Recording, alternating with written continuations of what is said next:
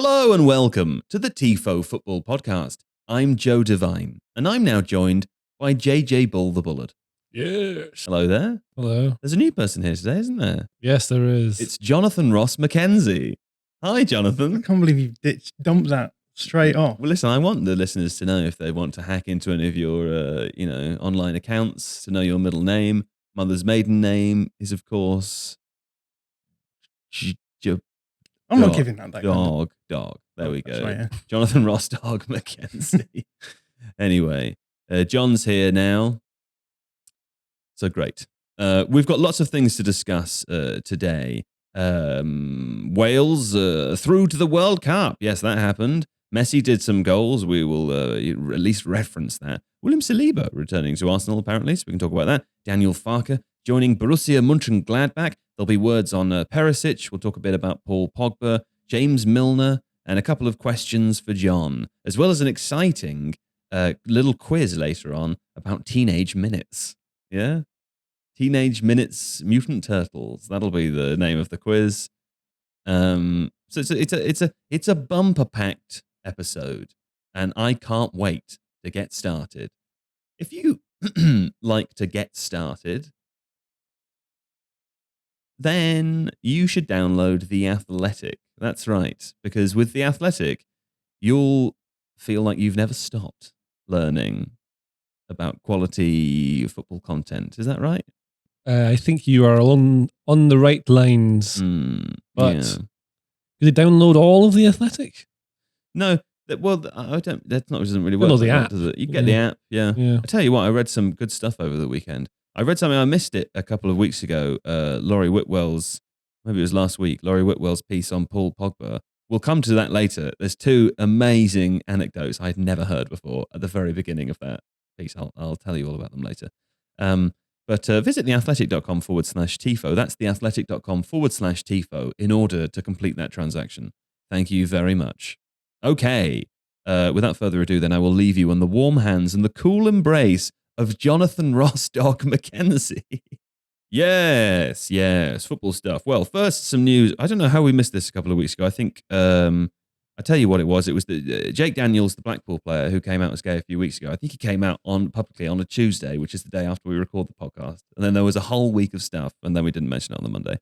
But of course, last week as well, Scottish referees, two of them, Craig Napier and Lloyd Wilson, also came out publicly as gay via the Scottish FA last week. Here's what Napier had to say to BBC Sport. He said, "The response we've had has been fantastic. The ripples are already in effect. The reach has been global. I've had messages of support from as far as Namibia and Tajikistan. And domestically, the support has been overwhelming." And of course, a few weeks ago as well, Jake Daniels of Blackpool became the first, or the UK's first active male professional footballer to come out as gay also. I mean, there's no analysis to do of this short of saying fantastic. Yes. I don't know what else I can say, add to it. It's great. No. And the thing that's nice about it for me as well, like the reason it resonated last week is the two referees said that they were inspired by Jake Daniels, partly is the reason that they came out as well. So, obviously it's up to people whether they wish to do this or not, but it's the idea that it might kind of have a knock-on effect is nice, John. Yeah, and as you said, if referees do want to come out in future, best to do it on a Monday so that they can get in the podcast. Get in the podcast, exactly. I know that's the main reason everyone would decide to let people know about their sexual orientation preference. It's probably important that it was a youngster, because Daniels is about 17, I think. I think he's 17, yeah. They're really young. Maybe that's what it took. It has to be someone young who would do it. Yeah. I'm sure he's aware of everything that would be around that can maybe get thrown at him at football grounds, things like that. Hopefully it doesn't. Yeah. But someone older who's 25, it's really difficult. But someone young setting the standard for the older people, because then they can see, maybe there's a lot of people who regret that they weren't first to come and do it. I don't really know if it matters. Yeah, I don't know. I mean, he said he was inspired himself by the Australian guy. His name Josh Cavallo, I think, something like that. Oh, can't remember his name. But he came out a few months ago as well in Australia, didn't he? Anyway, hopefully it sparks a chain reaction, and hopefully, one day it'd be lovely to reach a point where it wasn't an important thing to do, but it is at the moment. So already has sparked a chain reaction, right? That's the good thing. Sure. You've just named 4 people who've been prompted, and an even bigger chain. Bigger chain. A bigger chain. Anyway, well done to everyone involved. Good stuff. And it's very nice to see that the responses to it have been overwhelmingly supporting in large part as well, which is lovely. Also lovely, well, two different kinds of lovely. Wales 1-0 Ukraine. Would have been lovely if Ukraine had won as well. Possibly should have on the basis of the play in the game. But it is Wales' first time at the World Cup since 1958, just shortly after you were born, Jon Mackenzie. That's right, yeah. Well, I don't remember that particular World Cup. But, no, people don't tend to remember their first, do they? But it was quite moving at the end to watch the Ukraine players heading over to the little corner of Ukrainian fans. The Wales players also went over and clapped afterwards. I think it's one of those sort of awkward affairs in a way, isn't it? Because the Welsh team was saying beforehand, JJ, that they knew the world was against them in a way, but they did the right thing, which was to leave everything out there and treat the opposition players with respect and play football. I think they approached it a lot better way than Scotland did in the similar sort of situation. Sure. So obviously that was last week when Scotland got done by Ukraine, outplayed all over the game. I thought Wales conceded a lot of big chances and were quite fortunate to get through. They maybe got the luck that Scotland didn't deserve anyway. Possible. But you could call it luck. You could call it Wayne Hennessy and Ben Davis, I suppose. Yeah, and also, I mean, it's just Gareth Bale just hitting a free kick. It isn't even that good. The unfortunate or fortunate free kick header that you get from that. Yeah. But like before the Scotland game, I thought Ukraine might be really emotional and really take that into the game and would lose sight of what they were doing. But if anything, they looked far more switched on, focused, far more of that than Scotland were. Yeah. I'm thinking the Zinchenko was he broke down into tears when he was doing his pre-match press conference. Sure enough, right? It's a big thing going through, and they know the weight of what they're trying to do, and it represents. I mean, it's huge for everyone there. Wales went into it and wanted to beat them. Dan James got a yellow card for screaming F off at the ref after about 4 minutes of play. I remember thinking, okay, yeah, they seem fired up. Yeah, I think Scotland were almost like, I feel a bit bad that these guys are here. So it's but Wales possible that's the case. It's also possible that they just didn't play that well. They were garbage. Sure. Yeah, we didn't deserve it. Yeah. Yes, I don't. Yeah, like I said, I think the analysis of this game is purely that Wales managed to win it with one of those sort of fortunate jammy free kick goals that you sometimes get, and then held on really well with battling bravery. Yeah. It was so open. It was kind of funny to watch after watching like the closing rounds of the Champions League and big games in the Premier League over the last month. Difficult, complex tactical battles. Not to take anything away from Wales or Ukraine as international football teams, but the game, it was like end to end. There was no one in the middle of the field. It was very amusing from that perspective. But of course now Wales joined Group B in the World Cup, as we said, with their first one since 1958. Group B, of course, includes England, USA, and Iran. Well, this is great because it prolongs my theory that this is what's going to happen to England in the... that they're not going to go through the group stages. They're going to draw with Wales because Wales will be really good. Against England, they always step it up and they'll get one of those sort of jammy goals. Maybe they'll even win. It'll be a 0-0. Remember Scotland drew with England? No one saw that coming. Suddenly remembering, John, I don't know if you ever saw any of our Euros coverage from last summer when JJ had first joined, but I was surprised how angry I became with him over the course of that month. Just his constant desire for England to lose. Not that. I want them to do well until there's always a certain point where then it becomes funny. And you just say that. You just pretend that you want them. I don't just say it. You pretend that you don't want them to lose, but secretly you do. And then I feel that you tell me with your eyes. I always want them to do well. Subtle behaviour. Until certain things happen. Yeah. So they're going to draw with Wales. Then Iran are going to be really hard to break down. And England aren't good at beating those teams. They aren't. They low-scoring games. They score from set pieces. When are you remembering? That's what's going to happen. And they're going to draw with Iran. And then the United States are going to be really up for it as well, and they'll get a little surprise. And do you think the teams at the World Cup will be up for it? Is that what you're saying? That's your professional analysis. The teams that go to the World Cup will be. I think England don't play well against teams who sit back in a block and stop them from playing. I think Wales will be pumped, and that makes a real difference. Wales have quite a good opportunity there, don't they? I mean, 3 points, and then they're out. I'm not saying it's it's not extremely doable, but as far as the World Cup groups go for Wales, like. Pretty doable, isn't it? I think anyone in that group is going to look at it and say, we've got a good chance here. Yeah. Do you support England? I follow Scotland, JJ. Do you? I do actually, yeah. Joe's made a big thing of my name being Jonathan Ross Mackenzie. Is there a more Scottish name than that? So I don't know. JJ Bull the Bullard. That's American, doesn't it, really? Yeah, it does a bit. You sound like an It's American. not my actual name, the Bullard, though, is it? That's Well, the also, thing. your parents are English, so let's not That's pretend. true, they are, yeah. Fine. Okay. Well, moving on. Delighted. Lionel Messi scored all 5 goals in Argentina's 5-0 win over Estonia. And in doing so, gang, he surpassed Ferenc Puskás on the all-time men's international goal scorers list, now 4th with 86 goals. I was going to do a quiz, but I realised I've written the answer in the question. Do the quiz anyway, I reckon. Do you want to guess who's in first place? I want to guess. I don't know.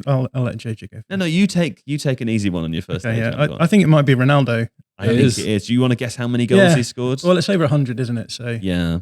let's go with 117. It's 117 goals. There you go. You know, he's got 3 more years on him. So maybe Messi will score. You knew that, right? You didn't guess that. Yeah. Yeah. I definitely guessed it. He wasn't guessing. It'd been good if he'd guessed that, right? Anyway, the reason I've written this down in the podcast plan, I'll tell you, is because I once worked over the weekends. I did about 4 shifts on the ITV sports desk, just me, and I wasn't very good at it. Will, who worked, I don't know if Will still works there, but he hired me. He was a nice guy, Will. But one weekend, Aguero scored 5 goals in the Premier League.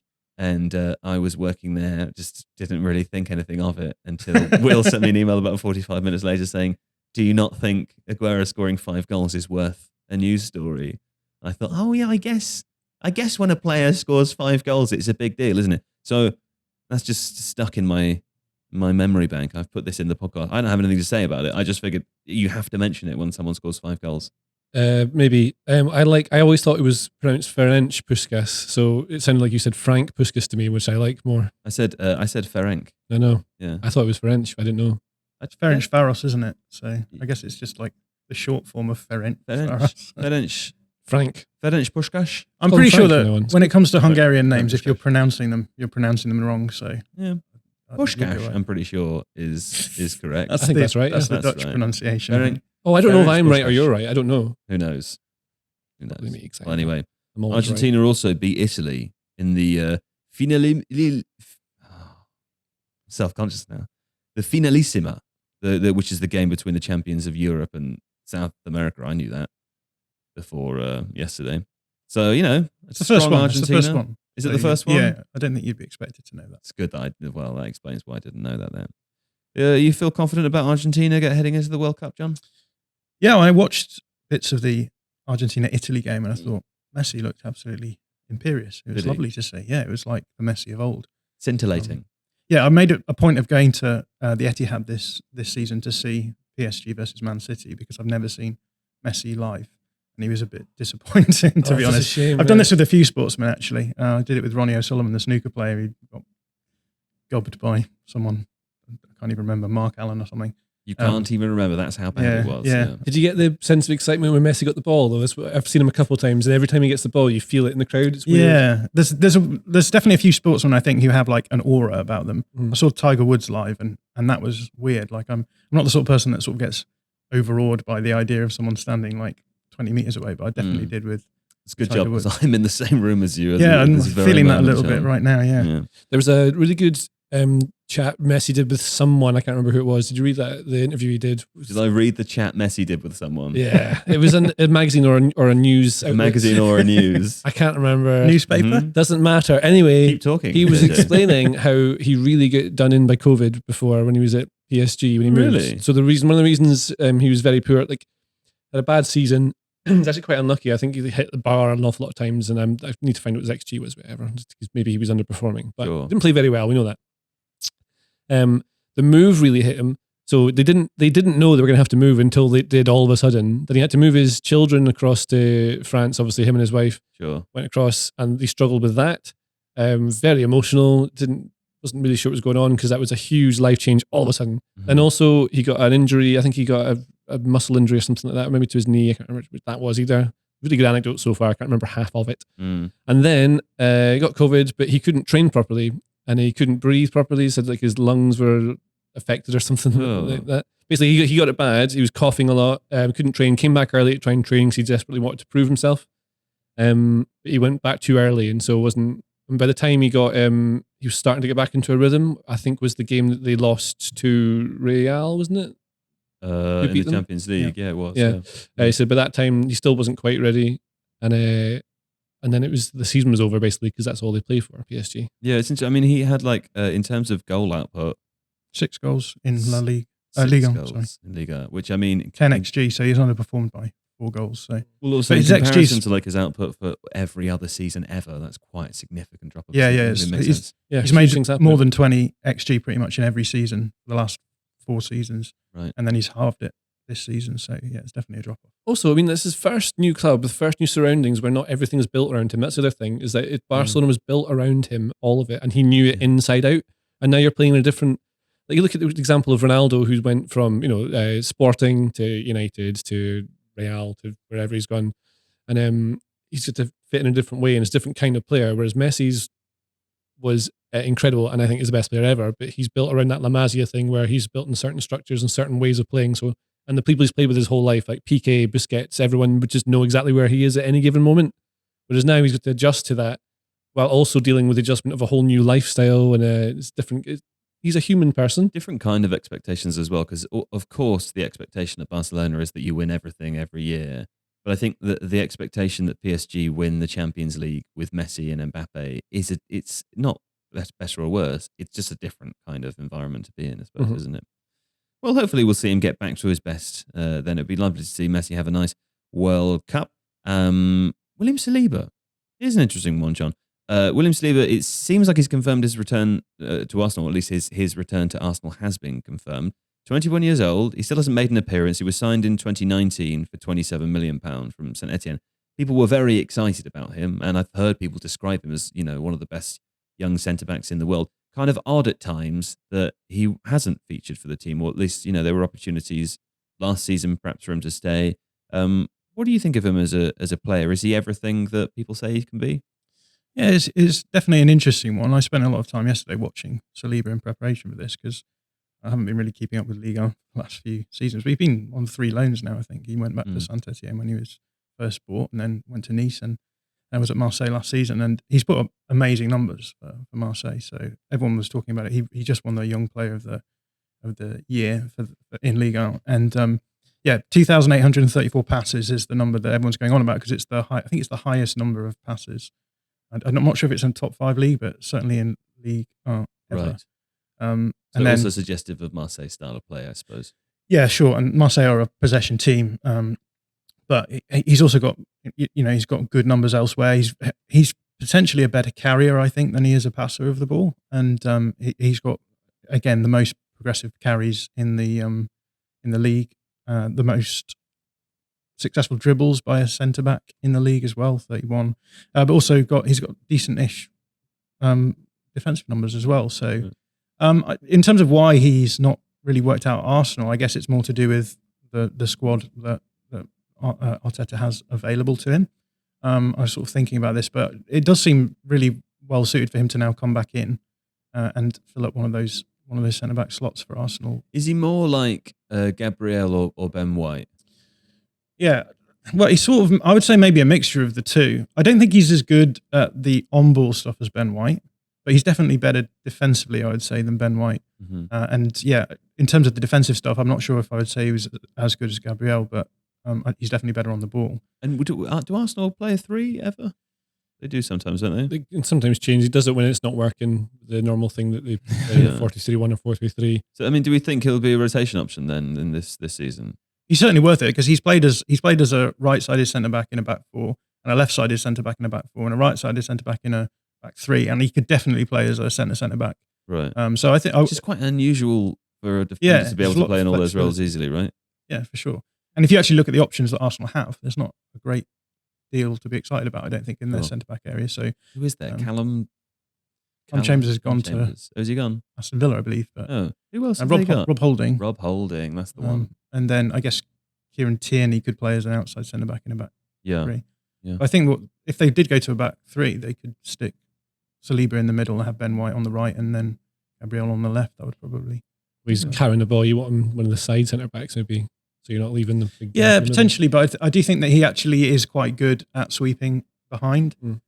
So yeah, you would usually put them on the outsides, but again, we've seen in recent seasons like centre backs become used as quite aggressive options as well. So push into the middle. Yeah, if he was part of a centre back partnership with Wesley Fofana at Saint Etienne, I think, and he was. I think some people I've read have considered him to be the better of the two. I think Fofana is one of the best young defenders I've ever seen. Yeah, so he must be quite I spoke good. to a few people yesterday who were very complimentary of him. He's interesting to watch because aesthetically he seems a little clunky to me.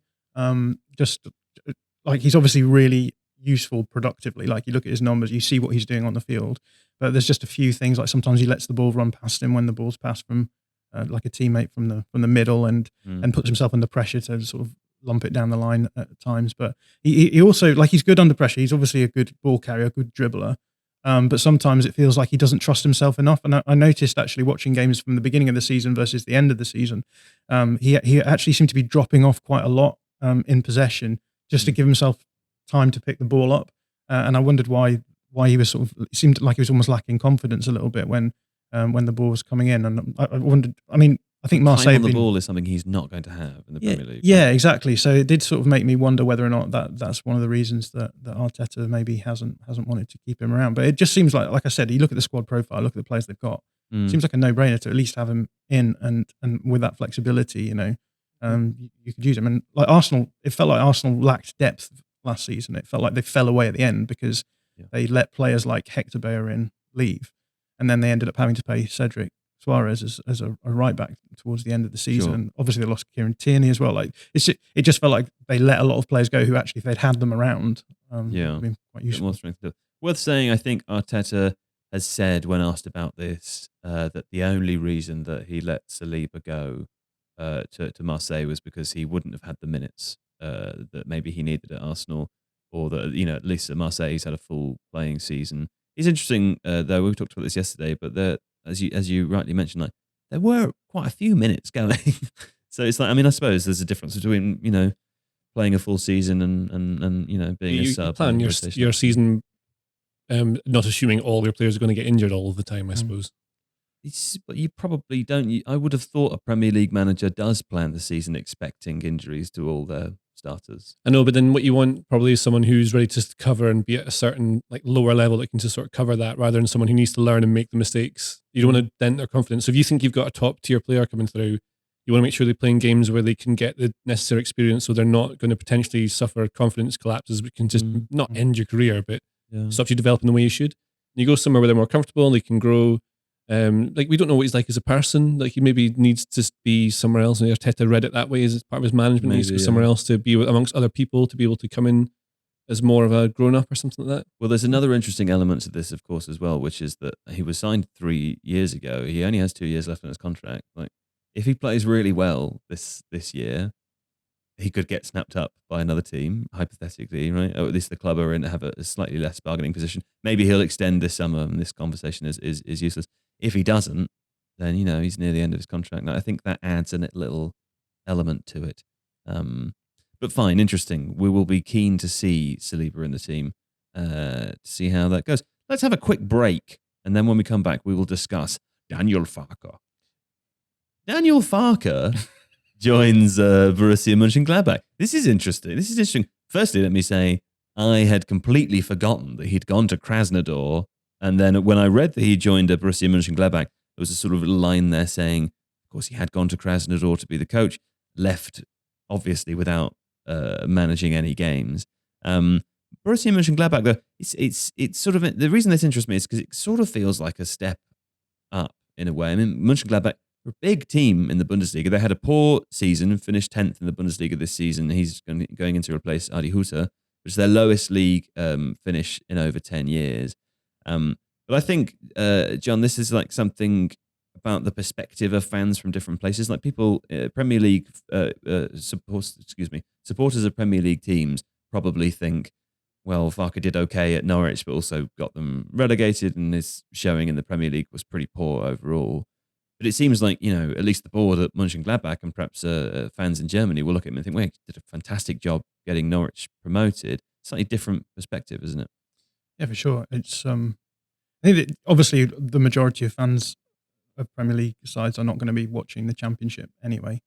So for them, they'll sort of just assume that Norwich they're always coming up. You put anyone in charge of them and come up. But I think if you compare them against a lot of clubs who are getting promoted, they do a really good job of making the most of what they have. Yeah. And I've only got I'm afraid I've only got the numbers in euros here. But like if you look at that just won't do at all. Not here on I'll do a quick mental shimmy in my head. But yes, please.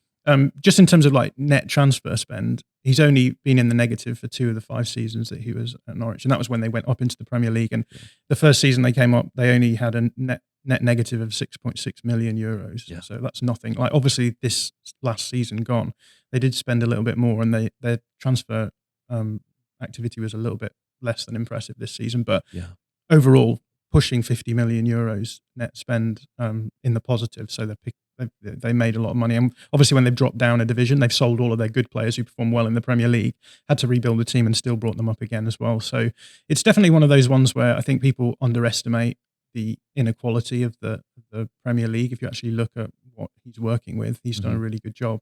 And he's well respected in Germany anyway, because he had a decent stint with Borussia Dortmund. Zwei, yeah. Zweiter Dortmund. Yeah, right. Okay. So I think that generally there's a lot of coaches who've gone through that sort of route. So Erik ten Hag spent some time at Borussia Dortmund. Zwei. Yeah. So there's the expectation that these guys are. Actually, I think that might be wrong. He maybe went to. Did he go to Bayern? He was at Bayern. Yeah, right. he was in the second Bayern team. Bayern Zwei. Yeah. Well, Guardiola was there, but I was going to let that one slide. No, it's all right. It's important to be correct on these things. Yeah, I only remembered when you said that. Yeah. What's he got to work with at Mönchengladbach? Why did they have such a bad season? Yeah, it's a really weird one, Gladbach, because like you said, they're traditionally like one of the big teams in Germany. They were in the 70s, had a rivalry with Bayern, so they were like right at the top of the division, and it sort of feels as though they've lost their way a little bit ideologically. Identically is not the right word, but in terms of their identity. Sure. So they had a manager in Dieter Hecking who had been there for years. They had a director of football in Max Abel who'd been there for years, and it felt as though he was playing sort of fairly stodgy football that wasn't particularly interesting in any way. And then when Hecking finally left, they brought in Marco Rose, the guy who was at Dortmund last season, so sort of really high intensity pressing coach, and it seemed as though they were moving maybe towards more of that sort of modern identity that German football was moving towards. When Rose went to Dortmund, they brought in Adi Hutter, who'd been at Frankfurt, and he was a similar sort of coach insofar as he wanted a lot of high intensity pressing. He wanted 1v1s all over the field and stuff like that, and Gladbach, I think, have traditionally been sort of like a flamboyant attacking side. And it almost felt as though they were trying to reimagine themselves at a time when maybe high intensity football is not quite so successful in Germany. And so, moving on to someone like Daniel Farke then is interesting, because he is going to be that kind of manager who is going to be playing sort of possession heavy, actually quite exciting attacking football. So he's also a very good man manager. And the reports that I heard was that both Marco Rose and Adi Hutter are both hard managers to work with. And by the end of last season, I think he'd completely lost the dressing room, Hutter. Right. So, whereas, as far as I'm aware, everyone loves Daniel Farke. They were all genuinely sad to see him go. Exactly. So I think that might be at the back of their minds as well. If we could just bring someone in who's going to maybe win the dressing room back and play a bit more of a flamboyant attacking style of football, that will go down well. I recognise a lot of these names. My Mönchengladbach knowledge is poor, but as I'm looking at the team sheet, I can see Alison Player, I know Brelan Bolo, also Dennis Zakaria, who I believe has come up several times in Sensible Transfers videos, as well as Florian Neuhaus and Matthias Ginter, Jan Sommer. It's a fairly good team, isn't it? Marcus Thuram as well. Yeah, good team. Ginter's gone to Freiburg. Right. And Stefan Leiner. Zakaria's gone to Juventus. But yeah, the team is very good. I was actually looking on Transfermarkt yesterday at the squad values now. Obviously, you take Transfermarkt on squad values with a pinch of salt, but I think in the last 8 months, like the squad value dropped by something like 80 million. So they've got they've got a lot of good players there, but it's been so bad this season that it's had an impact on the way that they're being valued. So I think there's a lot for him to work with there, definitely. And maybe if he can get it working, people will be surprised at how quickly they come up blocks. But I think they finished in the bottom half of the table for the first time in something like 10 seasons last season. So something needed to change, and it's certainly an interesting appointment, I think. Well, I'll be looking out for Borussia Mönchengladbach next season, as I know will all the Norwich fans. That's quite nice. I quite like that when that happens, when a manager leaves a supporter group are fond of, and then they follow the coach on their journey beyond. Have you done that with anyone at Aberdeen? That's a good question. Ferguson? Well, I mean, most people in Aberdeen support Man United because of Alex Ferguson going there. Sure. Also, conveniently, he won loads of stuff. Yeah. So that's one of the It other is reasons. convenient when a manager wins things. Yeah. Because it's, it's kind of their job. No, people in Aberdeen have, they'd like to see Mark McGee doing badly for some reason. Who's Mark McGee? Is he the Mark Aberdeen McGee. coach? No. Who's that? He was Aberdeen coach. He was awful. He's one of the Mark worst. McGee. Should I know who that is? Scottish striker. He played in the 1983 Cup Winners' Cup final where Aberdeen beat Real Madrid 2-1 to win. John's nodding. Cup Winners' He was Cup. Yeah. managed by Ferguson, right? Is that Yeah, right? And he's then, one of his and then players, went yeah. on to be a manager somewhere else, and everyone was like, "Oh, is this?" He If you actually jo- look at the Ferguson successors, like the disciples of Ferguson, not many of them go on to be good managers. right? Miller did well. He's all right at Aberdeen. But, Alex McLeish did all right. Gordon Strachan made a career out of it, I suppose, from Aberdeen. There's a few players that went on to be coaches, like Neil Simpson is still coaching there. Joe started yawning, and I lost my place there. No, that was a genuine tired yawn, not a bored yawn. Well, I forgot what I was saying anyway. I wish It's I for the hadn't. best. I had a bit for you. Tell me about. I mean, I asked you last week about Perisic to Tottenham, didn't I? But I've written it down here again because Michael Cox, one of the many examples of the high quality content on The Athletic that was released just in the last few days. I believe this Perisic to Tottenham piece was released on Sunday. Very much worth reading. Michael Cox wrote a great article about this move for The Athletic, looking both at the balance between youth and experience, specifically in wide areas, which is something I never thought I'd read about. Although when he started describing it, I did think it was interesting because I do have this notion, as many people do, that the older you get, the closer to the middle you go, so that you have to do less running, and that it's like the less athletic area. It's a different kind of running. So you tend to do loads of high dynamic sprints, explosive sprints when you're wide areas, but in midfield you're mostly just trying to get in position. Michael Cox told me. Did he? Yeah, he told me in the article. Yeah, but busted that little myth I have. He also, the other thing he did in that, which I'd quite like to bring up now, is examining the list of wingbacks who actually have moved from Serie A to the Premier League, who looked outstanding in the Premier League. In the Serie A, and then didn't quite do that well. There's a sort of I'm logging in. I've logged in. I've got the list in front of me if you'd like it. No, it's okay. I got it here. Thank you, though, John. Look at that. Very helpful. You didn't have the list, did you? You didn't even know I was going to talk about this, JJ, because he didn't read the plan. Here's the list of wing-backs from Michael Cox, or full-backs who've moved from Serie A to the Premier League in the last 10 years, yeah? Joao Cancelo. Well, Joao Cancelo is on the list and is obviously incredible, right? Is the standout player. Marcus Alonso is a player. I'm only going to read the names of players that I recognise because otherwise we go on forever. End of list. Timothy Castagna. Juan Cuadrado, remember him? Yeah. He was good. He was a winger though, really. Matteo Darmian. No one who goes to United ever does well. No, that's true. Who else do we have on here? Jose Holebas. We have Maurizio Ila.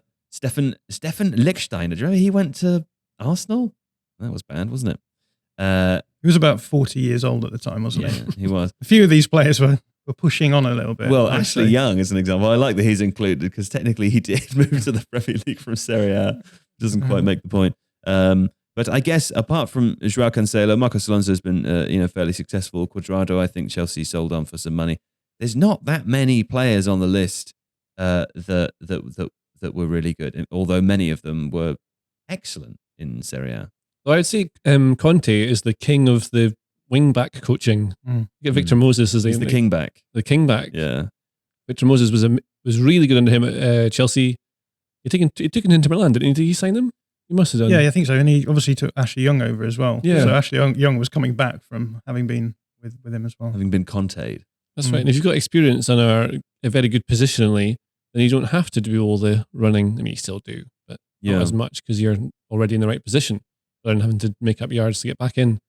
So Perisic is playing as a wing back now. I'm not saying he'll be bad, by the way. I'm just, setting the stage. Oh no, I get the idea. But this is the thing, like Conte's gone from Serie A to Premier League to Serie A to the Premier League, so he'll know, he knows what the transition would be like, and what the differences are.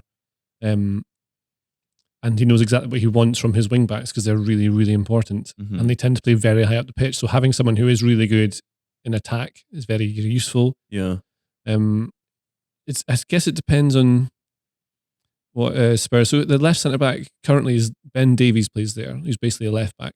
Yeah, but aren't they buying a centre back? They probably will. But for example, I mean, they've got that centre back there, same as like Kieran Tierney is a left back, can play there. So essentially, Ben Davies fantastic at the weekend for Wales. Yes, and well, he's a good player. Yeah, but this, same sort of thing as Tierney, a really good aggressive kind of centre back who's really a full back who can get move into that wide space to make sure you cover that, so you don't have to worry so much about the wing back being out of position high up the pitch because you've basically turned that 5 into a 4. Yeah, really easily, or into a 3, whatever it is. I think Perisic would be decent. Lots of we'll come back to Perisic, but lots of rumours about Jed Spence as well. Tottenham being interested in Jed Spence. Quite like the idea that the Conte team next season is going to have Perisic and Spence. He would be. I think he'd be a great player for Spurs. Jed Spence. I watched a lot of Nottingham Forest recently. Both tall players as well. Like that's a lot of extra height added to the team in those wide areas. Spence is super attacking as well. Like always high up the pitch like a winger. Yeah, he would suit that very well. It's a shame if you'd leave Forest though. Like I have a thing that I want Forest to do quite well. But he's already I mean, he was only there on loan, right? Yeah. So they can't sign him. But this is what like Nick Miller was telling us last week, is that the Millman, they have to spend a lot of money just to stay still. And so there might be better value elsewhere with I guess English players cost a lot more. Sure. Yeah. Spurs could afford that, whereas Forest maybe don't want to have to spend 20 million or something on a wing back. And you bring someone like Perisic in as well, because you have to think like how you develop players like Sessegnon. The players he's got ahead of him are like Reguilon, who should still be playing a lot because he's done well for them, and he will continue to improve under Conte, I would have thought. But then you've got Perisic as well. What you seen, Don? He's leaving, isn't he? Yeah. Where is he? Reguilon, as far as I'm aware, like Reguilon hasn't performed well under Conte, which everyone was a little bit surprised about. And I think this sort of is interesting when thinking about the Perisic move, because the assumption is always that wing backs are always going to be just doing long busting runs all the time. Whereas I think there's a lot of things about Conte's system that actually allows you to have maybe slower wing backs or less athletic wing backs. So, for example, Matt Doherty, or Doherty, or however we're supposed to say it. I think. Doherty. Yeah. I don't know. Everyone shouts at me for that one. Yeah. There's no C in it. It's Doherty. I know, but he's Irish, right? And then it's like you basically pronounce it the same. I don't know. I've forgotten what I was saying now anyway. But yeah, he's obviously like a slower, maybe less athletic wing back, and he's actually done quite well under Conte as well. Why is that? Why are they allowed to be slower? Well, I think because with Conte, so much of it's about automatisms and automatisms. By which you mean like just running routes and ways stuff. of moving the ball. So with Conte, what you'll see is you pass here. I know I'm simplifying it to the extreme. No, but that's what it is. You pass here. You pass here. We practice that in training. We do that in the game. Yeah, if we're trying to build up from the back and they're pressing us in a certain way, this is the route that we'll use to evade the press and get the ball down the field. Boys, do automatism 6-7-4, that kind of thing. Yeah, and that's why I guess sometimes managers like that can maybe have a bit of a shelf life at a club, because when teams figure them out, is the same thing as Marcelo Bielsa does a lot of that stuff as well. But with his wing backs, you're going to see his wing backs popping up at the back post a lot. But also, like I think a lot of the automatisms actually allow you time and space on the ball. And I guess if you're using like some of the ideas of positional play, you're wanting to get your players into sort of what they call qualitative superiorities, which is just basically getting into situations where like your players are better than the other players that they're up against. Yeah. And I think that Perisic will be good for that too, because he's like supremely two-footed. So if you're developing a system where you don't need to be like necessarily running 100 miles an hour all the time, you're getting Perisic into these situations where he's going to go 1v1 against players, and he's got the ability to go either way with his feet to cross the ball in.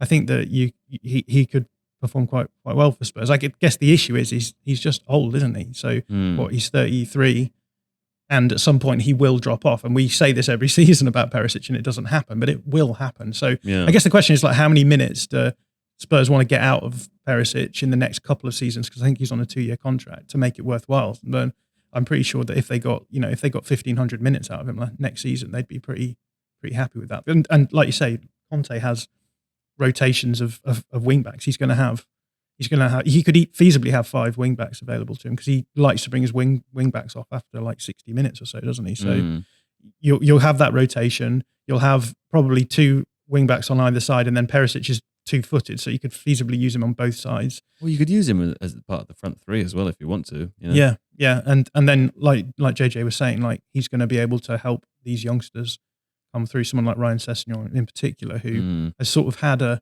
weird career insofar as he sort of burst onto the stage and then went off to Germany and came back, but seems to be settling in quite well under Conte. I think it would be good for him to work with someone like Perisic.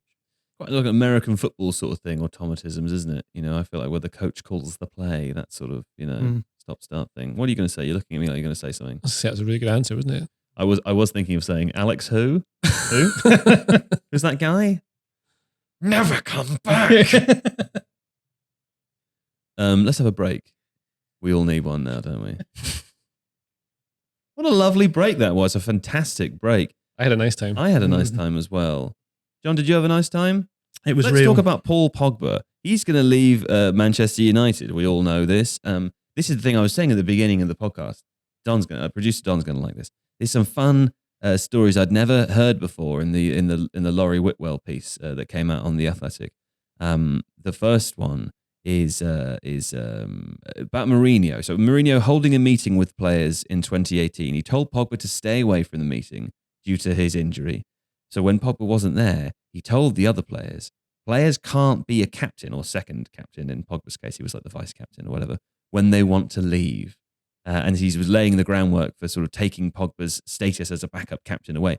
But his teammates, because they all like Pogba, they all just sent him voice notes of the meeting. Like immediately, they were live texting him what Mourinho was basically saying behind his back.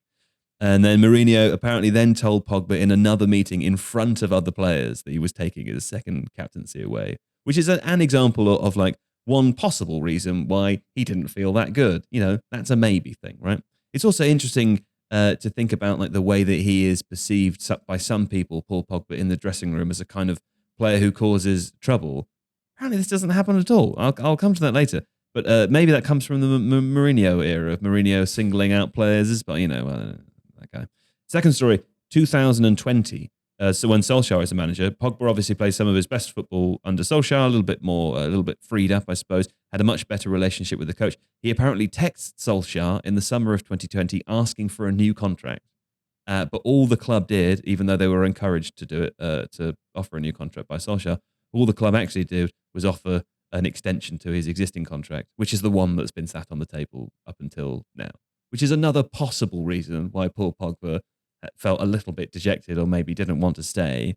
Other things, again, like about a little contrary to what some people think, Paul Pogba is apparently described as a dressing room mediator. It's said that Rangnick valued his efforts to mediate aspects of the dressing room under his tenure there. He even apparently suggested to Ronaldo at one point that he needed to be more constructive with his feedback to younger players. So there was this moment halfway through the season when we were seeing Ronaldo, I think it happened with Jadon Sancho on the pitch, Ronaldo sort of angrily gesturing to Jadon Sancho for not passing it the right way or whatever. And then that sort of stopped, and Ronaldo's tune changed a little bit when he was talking about or seeming on the pitch to talk to young players. Apparently one of the reasons for that is because Pogba had a conversation with him. And I did wonder whether like some of his reputation as a player who's a bit of a troublemaker in the dressing room or someone who like is out for himself maybe does come from the Mourinho era when Mourinho singled him out a little bit, because it sounds from all of the first case accounts just not true at all.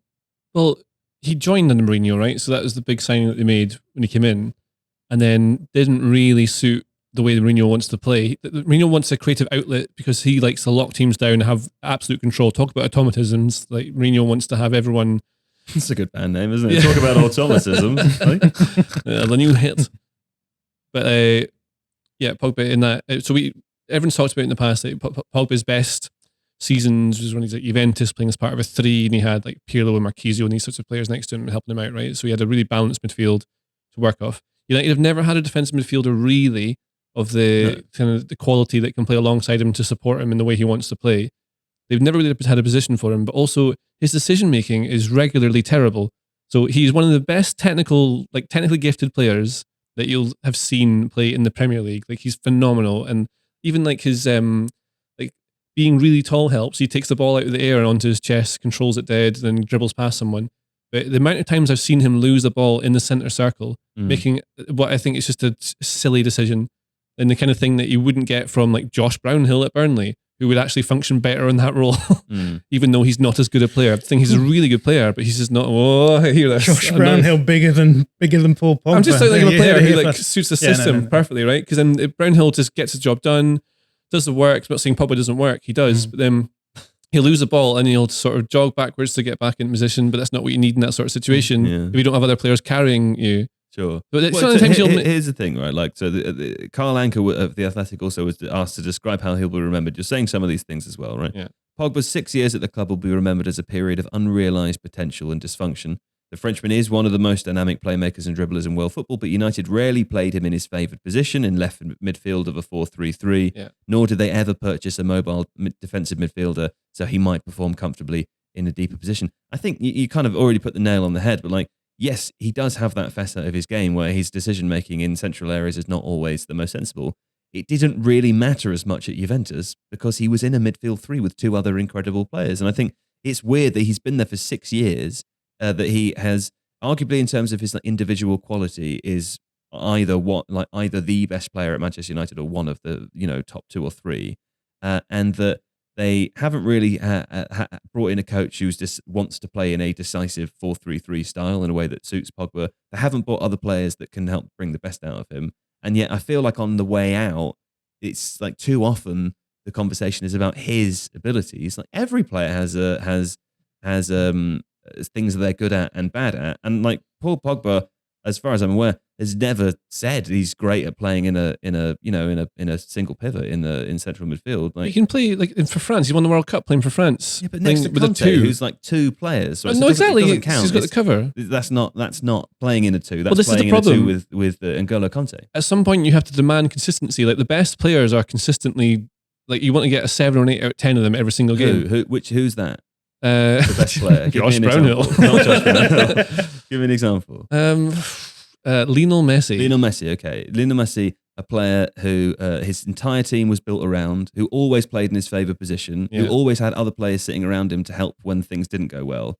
Like all of the best players that get those consistent high number performances, all doing it in teams that suit the way that they play. I know, but what's an example of a good player? Like Ronaldo going to Manchester United, scored lots of goals this season. At times, absolutely awful. Right, I think it's different for a striker though, because but I think just thinking of a good player that's gone to a team that doesn't suit them. I get the game. I like the game. I'm just trying to think. Play the game. But so, for instance, it's different with a striker with Ronaldo or Lukaku because a lot of the time they will be the furthest up, and their job is not even to be involved. They'll have a few touches because their job is to distract and drive the opposition defense back, and then get on to score. Obviously, their actual job is trying to score goals. Mm-hmm. And the problem with Pogba and like what Carl said with the unfulfilled potential is that clearly Pogba is he's a brilliant player. I also love watching him play, but he's incredibly frustrating because he will be the best player on the pitch ever in one game, and the next game he just won't turn up. But when you're in the middle of the pitch, I'm meant to be dictating it. Like Paul Scholes used to be absolutely raging talking about him as punditry as a player who played in a not dissimilar position with a similar range of passing. Not quite the same. With the similar ability to let players go past him, right? Like, that's the other thing people forget about Paul Scholes is Paul Scholes was not like amazing every game. No, he scored some incredible goals and made some incredible passes, but like definitely had periods of his career where he was guilty of exactly the same things that Paul Pogba is. I just think Pogba could have been...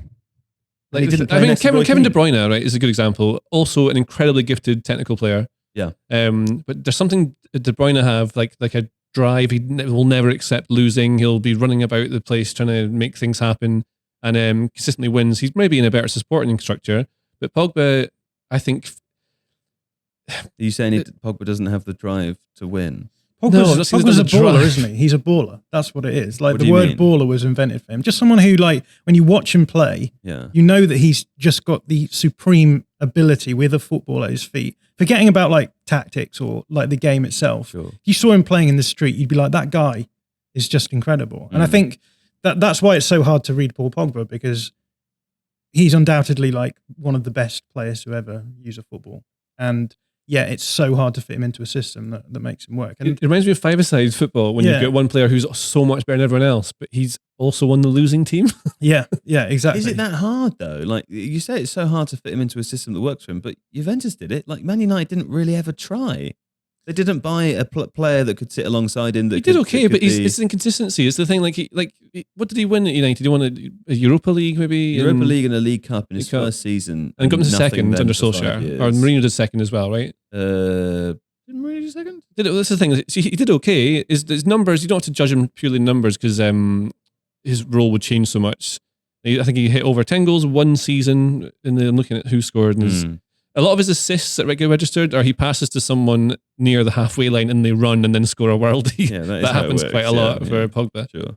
But there's sometimes he turns up and like you say, he was always phenomenal to watch, but then he couldn't put him. I think to be in the top tier, you have to be consistent, like far more. I know, than he was. but the point I'm making, we don't have to talk about this all day, but the point I'm making is I think it's virtually impossible to say with certainty that he specifically, the consistency is as a result of him, or that like he shows up in some games and doesn't in others. I think that's impossible to say. I think the issue is that he's in a team that doesn't suit necessarily the style of play. He comes up against one team that don't try to exploit his weaknesses in midfield, which are apparent because he doesn't have a defensive midfielder alongside him. He's not in his favoured formation, and that team doesn't try to exploit them. He has a great game. He has all the time and space in the world, and he can make these fantastic passes. And the next game, the other defensive midfielder knows exactly how to take the ball off him or put it past him. And again, like it's just the fragilities of the system around him are exposed against some teams and not against others. I don't think there's enough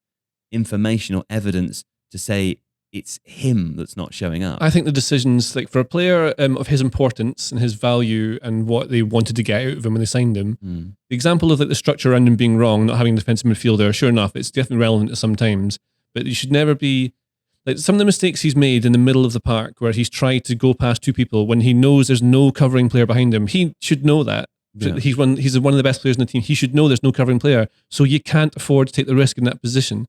It's not like he's going to suddenly turn that move into a goal. I can't give you a specific example, but I know I've watched like 2 or 3 times. I think when I used to write for Telegraph, I've like analysed things he's done before. And then he would lose the ball, turnover, and then wouldn't be able to get back in position, and United concede either a chance or a goal.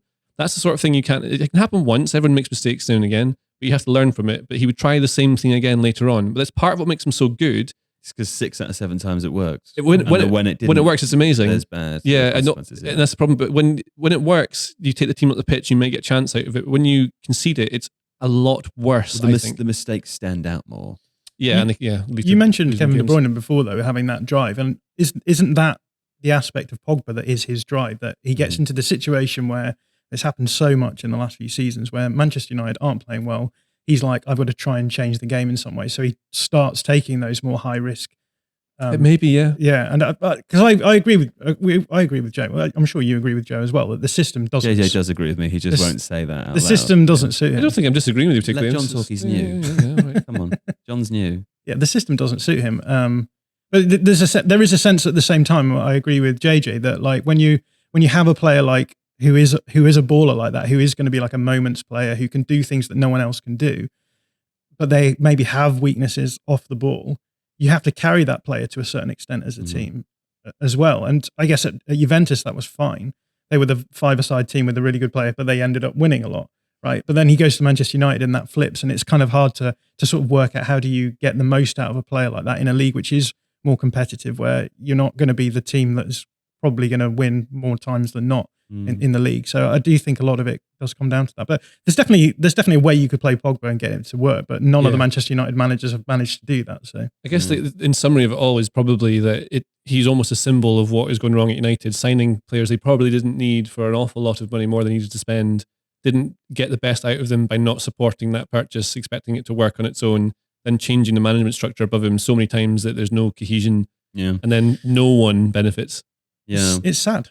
It's a waste of his best years. Maybe definitely he would have been definitely a sort of Ballon d'Or contender, like in with a serious chance of winning it. And at least he won the World Cup. Yeah, that's nice. He's won some things. Yeah, maybe he'll win some stuff with whichever team he goes to now.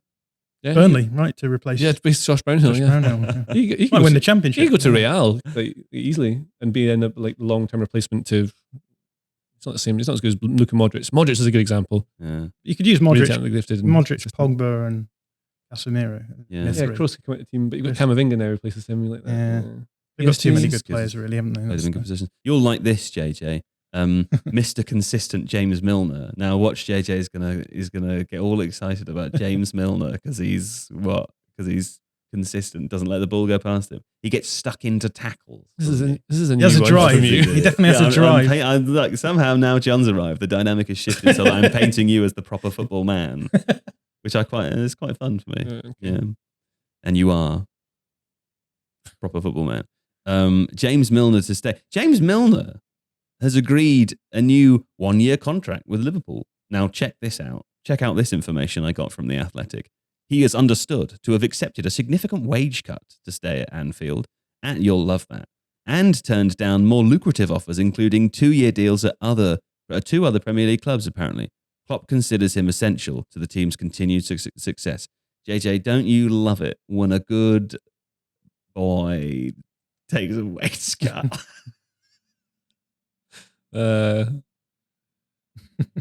Yes, and Question 2: will you take a wage cut to stay here for another year? I would prefer not to, But you would, though. That's true, isn't it? No. How much? What? 5%? 10%? Why do you have to cut my wage on air? How important do you think James Milner is to Liverpool now? He doesn't really play that much anymore, does he? I think he's one of those behind the scenes. Well, he can cover any position, so you want them like a multi-positional player. It's very useful to have to fill in the gaps. You Also, could play him up front, couldn't you? Play him as a 9, couldn't you? probably you can play him in goal. Well, I would say that. He clearly brings stuff which is not measured in numbers to the team. And there's examples of him in warm-up and training and stuff where he's ordering, like he's setting the standards. He sets the standards. Yeah. There's a guy who's managing to still play. I think am I the same age as him? Let's find out. This is He's what the same age hard as work me, which looks is like. depressing. He's 36 years old. 36. He's a little bit younger than me. Yeah, but I'm not older. much. I'm older than James Milner. How old are you? I was born in a few months before James Milner. Aren't you 35? No, Are you 37? I'm You 36. Yeah, You're all 36. yeah. I think I'm 36. All 36, I aren't am, we? yeah. Thought you were. But anyway, Yeah, it fine. doesn't matter. Anyway, This doesn't matter. just look younger. Yeah, so that's what he brings in. I imagine he'll turn into some sort of coach at some point. Or turn into one. Some sort of coach. Yeah. Behold. And yeah. I watched a scene the other day. I don't know, so I was watching it when you were in the office. I watched the whole video on YouTube of bippity boppity boo. You know, the alakazoola hebadahoola dippity doppity doo. You know, there's times when I really need you to help me with stuff. Yeah, And it was you one of have those. meetings. I was watching that. It's a great video. The obviously the story of Cinderella gets turned into a different woman wearing different clothes. Great fun. They're going to stick a Copa Mundial on his foot and he's going to become a coach. Is that what you're Exactly. saying? There you go. That is what they all wear. Yeah. Coaches. Yeah. You know, The dads like that, don't they? Look at a coach and they say he's wearing the old Copas. He's going to be a good one. You got anything to say about James Milner? Don't need to. No, he's a good Leeds boy, isn't he? Good Leeds boy. But yeah, when you're the same age as me, you shouldn't be playing football at No. the Premier League. I That's agree. My I final agree with position. Let's have a quiz. Time for a quiz? Quiz. Fun quiz. Okay. The quiz here is: can you guess the team with the most minutes played for teenagers? That's the first one. Do you know the answer? I don't It's know. got to be Leeds, surely. It's not Leeds. How's it not Leeds? All we did was play teenagers. I can tell you that Leeds are actually 4th on the list. I don't Leeds like that. Leeds played 1,073 minutes of teenage time, and the team that won Can I guess? this played over double that. It's Arsenal. No, Arsenal are Arsenal only have Bukayo comfortably Saka. mid-table with 137 minutes played. I don't know. I don't know if teenager minutes, like when that stopped. I actually don't know. Is this in Premier League competition or in all competition? Premier League? I'm trying to think of all the good young players. I'll just tell you. Yeah, this is please. boring. Yeah. It's Southampton Oh. with 2,222 teenage minutes. Who've they got? Livramento. Brozier? Nathan Brozier? Teller. Is Brozier under 20? I would have thought so. I'm going to go on FB ref. Yeah, I'm on who scored Livramento. I wonder if there's a more other distinction though, because Saka is definitely under 20, right? Isn't he? Saka's 19, but I think he's the only one they've got who's But he would have played more than 137 minutes this season. Yes, he will have done. I think so. Maybe he doesn't count because he's been a senior player for over a season already. Like maybe it's not just about age. Who could say? It's Broja and Livramento. Right. So they've got 4,000 minutes between the two of them. Okay. Just realised Eddie Nketiah is 23. He's a lot older than I thought he was. Right.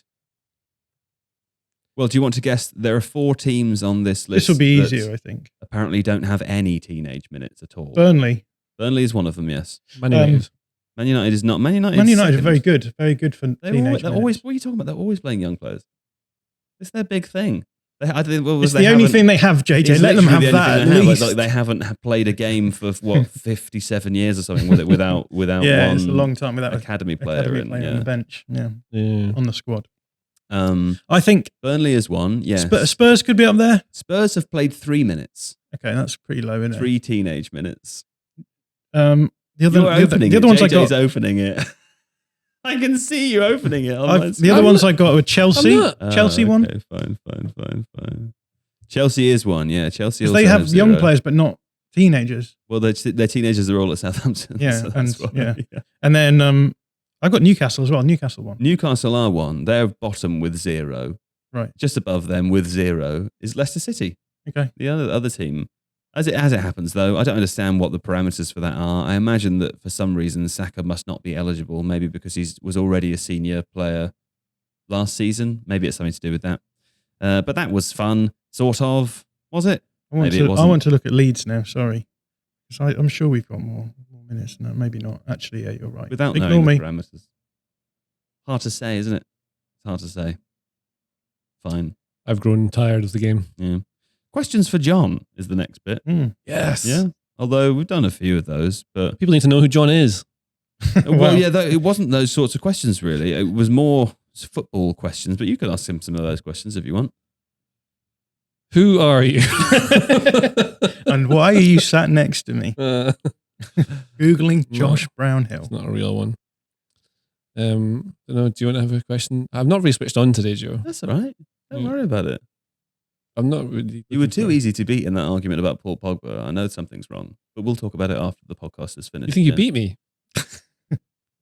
I thought I mediated. Definitely wrong. See who you think won the battle in the comments, please, if you're watching this on YouTube. Charizard. I thought I mediated that quite nicely, sort of with a middle position. Yeah. I Tony Blaired it. Right. Bear in mind who your actual line manager is, though. If you agree with JJ, I agree with Joe. Next actually, time, there might be a problem. Thinking back. Questions for John. What do you think is interesting for next season? I'm sure it wasn't worded that way when we first talked about this. But you were asking me about what I'm looking forward to about the Premier League next season. I asked John yesterday if he could send me a voice. He was on a train. Send me a voice note of anything you would think you want to say tomorrow, and he sent me maybe 90 seconds, 120 seconds of stuff about next season, and I wrote down, what do you think is interesting for next season? Do go ahead. But yeah, so 3 things I think. One is top 6 is going to be interesting next season. Yeah, because it feels like there's no weak teams. Sure. All good coaches now. All good coaches. Obviously, you're going to have Man City, Liverpool, but Liverpool have got a bit of a rebuild, so that could be interesting. And then, you've got the other team. So Spurs are going to have their Conte splurge for a season, then maybe it'll ruin the squad, but it'll be fun. It'll be fun.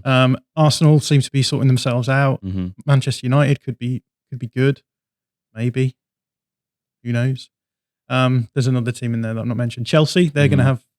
They've been sort of saved at the last hour. They've got a big war cabinet. That's not the word, is it? War treasure chest. Cabinet, war chest. No, there's a cabinet full of war. This is my cabinet where I keep the my booze. The war cabinet is what they had underground in the underground system, right, during the Second World War. They don't have one of those. No, as far as they I'm haven't aware. got Churchill somewhere. They've got 200 million to spend, so that could be interesting. So I think that the top 6 is almost like the top 6 again. I don't feel like anyone else is going to encroach upon that top 6. Well, West Ham. Yeah, well, that's the second thing. So Villa. The teams that are spending money and going for it. So I've got West Ham, Villa, and Newcastle. They're going to be interesting. Yeah. So it'll be fascinating seeing Newcastle make that shift to being maybe Leicester will come back. maybe. And then quite hard as a promoted team to stay up this season, isn't it? Yeah, that's the third thing. Is it really? Yeah, it's almost like we had this conversation. Is it? Yeah. But relegation fodder. I've got there's not really many like really weak sides, so you just think, oh, they're nailed on to go down. Yeah. And so that should make the Premier League interesting as well. But Everton should be less rubbish. No, there will be less rubbish, you would have thought. Yeah.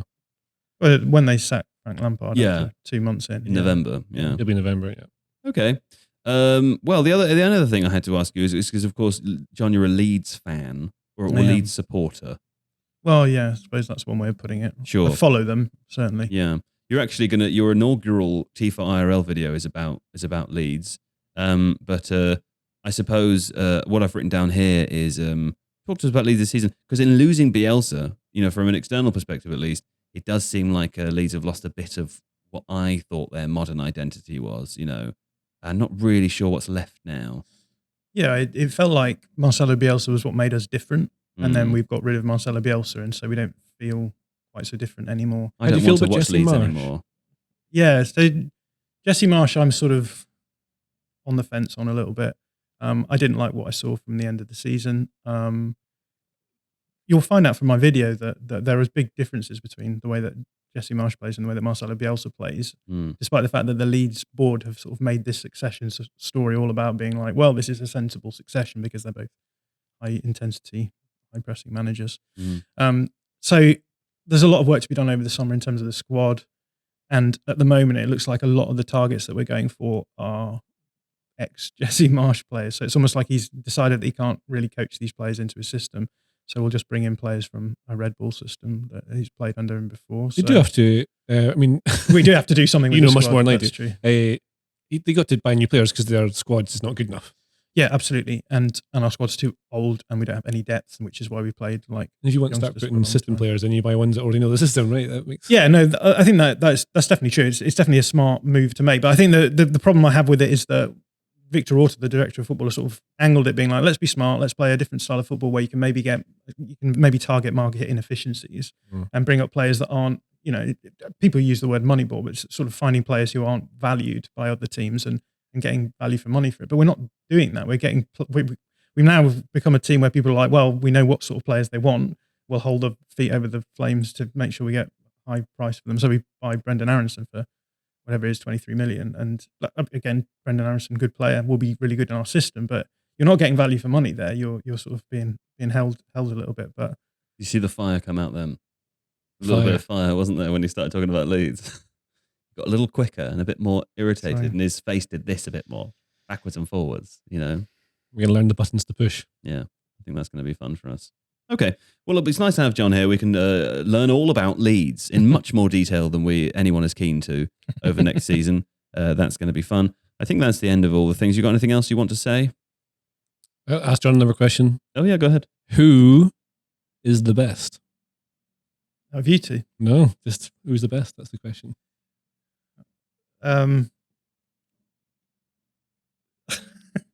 Joe. Yeah, that's right. That is right. I thought you were going to say a footballer or something like that. Well, no, I just am. Do you want to know my favourite all-time Premier League footballer? But you'll never guess who it is. Is it me? Actually. It's not you. No. James Milner. It's not James Milner or Paul Josh Brown. Pogba. Ian Hart. No, it's not a Leeds player. No, let's keep guessing. It's a Spurs player. A Spurs player? Jurgen Klinsmann. No. Christian Now Ziga? departed. No. Jermaine Defoe. Ledley King. No. Peter Crouch. No. Belgian. Oh, Jan Vertonghen. No. Toby Alderweireld. No. Belgian? Moussa Dembele. Mr. Dembele. Okay, yeah, that makes sense. Closely followed by another Belgian, Kevin De Bruyne. Kevin De Bruyne. There you go. Yeah. That's an insight into my soul. John loves Belgians. Do you know my cousin who lives in Belgium came to visit me the other day? That's my favourite of your cousins, actually. Is it? Yeah. Your Belgian cousin. He brought me this box of chocolates for me and my wife, and it was a heart-shaped box of chocolates. I looked at it. This looks tacky. This looks like a tacky box of chocolates. Good God. The Belgian we all had Belgian chocolates here. They were unbelievable. Even the horrible dark chocolate nutty ones that I don't normally like were delicious. Even those ones were better than the best of all the other chocolates I've ever had. Do you remember when do you not text me out of nowhere to say you discovered Hackney Gelato ice cream?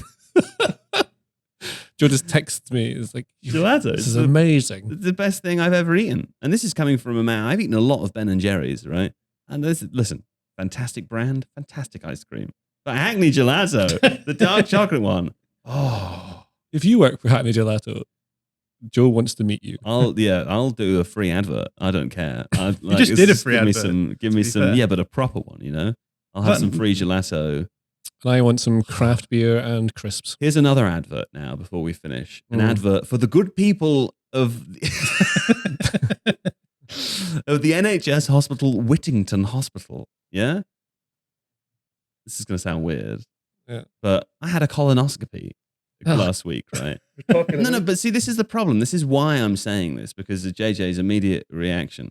JJ's reaction is actually to me telling everyone rather than... Yes, I don't mind. I think it's probably a nice thing you do because other people might be worried about it. This is why I'm doing it. This is my second colonoscopy. I had one 3 years ago. I'm fine, by the way, but a family history thing, I get checked up now and then.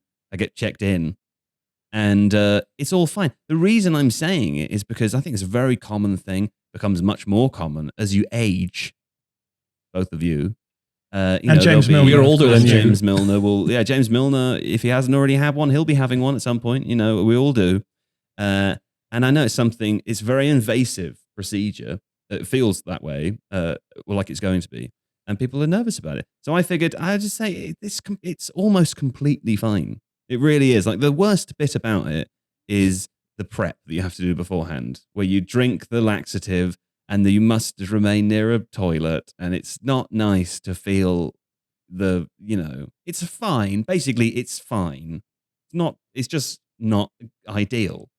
I wouldn't choose to do it, although weirdly you can. I was reading the back of the packaging the first time I did it, and then I looked up the specific medicine symbol. You can buy this stuff in a pharmacy just over the counter. Thinking, who would do this? What scenario would you go into a pharmacy and buy this powdered sachet laxative without a doctor? It's a lot of telling volume you as well, isn't it? You have to drink a lot. You have to drink like 2 1 litres. liter in the evening, and then another one in the morning. It's whatever. That's the worst bit. You get to the thing, do the procedure. It's completely fine. It really is. Like the strange thing is that the sort of you can't really feel inside. Obviously, you don't have a huge amount of nerves inside, because otherwise you'd feel every bowel movement go all the way down, and that wouldn't make sense as a human. So we don't have that. You do feel sort of bloated because they blow air up there so that they can examine the inside of the bowel, and you feel sort of a little bit bloated. But you feel every movement literally at the bottom, because that's it's really the only place you have those enough nerves to feel it. But it's totally fine. The people of the Whittington Hospital, by the way, they were just delightful. I'd go as far as to say I had a wonderful time. I spoke to you that evening and you said, I've had a great day. They were And I was so like, nice. what have you been doing? I was They expecting. laugh a minute. I saw it was great. Had a great time with them at the Whittington Hospital. So thanks to them.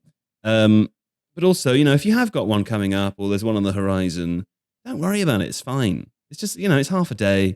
No problem. It's fine. Have the sedative. Great fun. It's fun to have the sedative. But it's nothing to worry about. And if you'd like more analysis about colonoscopies, you should read. I'm the guy. I am the guy for that. Yeah. Anyway. Well, it's very nice of you to share your story. I hope that makes people feel better. Yeah. Fine. Producer Don, thank you. This is long, isn't it? Oh, that's good. Yeah. JJ Bull the Bullard. Silly noise. Silly noise, yeah. What did you make of John's first performance? That was very strong. Yeah, Very strong. Yeah. Room for improvement, you think? Or? There's always room for improvement in all of us. There's always room for improvement. But specifically in me compared to what John said today. Are you feeling nervous? Well, sometimes I'm not going to finish that sentence. No, It's fine, okay. We all have self-doubt. Jon Mackenzie, thanks very much. Look forward to speaking to you again later in the day, just around the office. Yeah, I'm looking forward to it. Do you have a message for the Tifo people? Look straight down that camera. That camera. Yeah. Thanks for having me. Yeah. Okay. And thanks to the whoever's editing the audio, producer Adonis today, I believe. There we go. We'll be back next week with more. Seb Stafford Bloor returning from his Hamburg holiday. So that's going to be fun for all of us. Take care until then. Bye.